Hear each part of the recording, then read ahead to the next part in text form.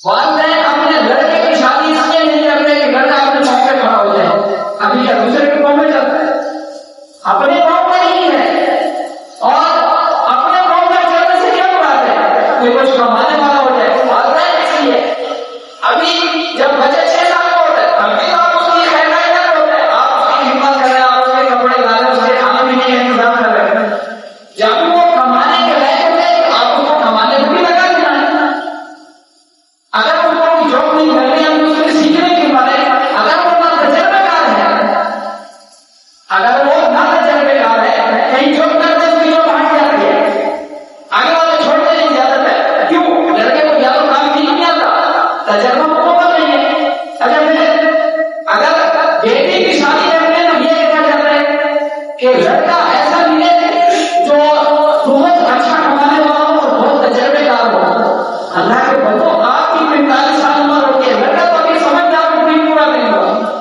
آپ اس سے یہ امید رکھتے ہیں کہ اس کی وہ سمجھ میں 40 سال کے بندے کی ہوتی ہے, اس کی کمائی انکم وہ ہو جو 40-50 سال کے بندے کی ہوتی ہے.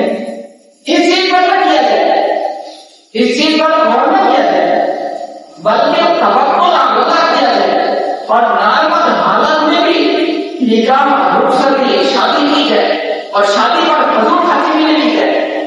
سیدہ فاطمہ کو نبی پاک صلی اللہ علیہ وسلم نے جہیز میں کتنی چیزیں دی, کتنا جہیز دیا تھا, اور جب آگے حضرت علی نے مطالبہ کیا تھا کہ اتنا جہیز لانا نہیں.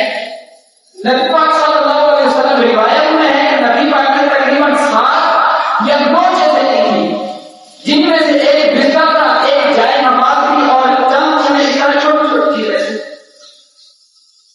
تو جب جہیز کی طرف توجہ کرتے ہیں تو اب اس پر ٹائم لگا دیتے ہیں, 2 سال ابھی دے ہم جہیز جمع کریں گے پھر بیٹی کی شادی کریں گے یا اللہ کا. تو اس چیز پر یہ سارے اچھا, ان کا نقصان کیا ہے؟ ان کا نقصان ہمارے معاشرے کو ہوتا ہے, ہمارا معاشرہ بگڑتا ہے, نوجوان لڑکے بگڑتے ہیں اور نوجوان لڑکے پھر اس امید میں رہتے ہیں کہ ہمیں اچھا مل جائے ہم سب.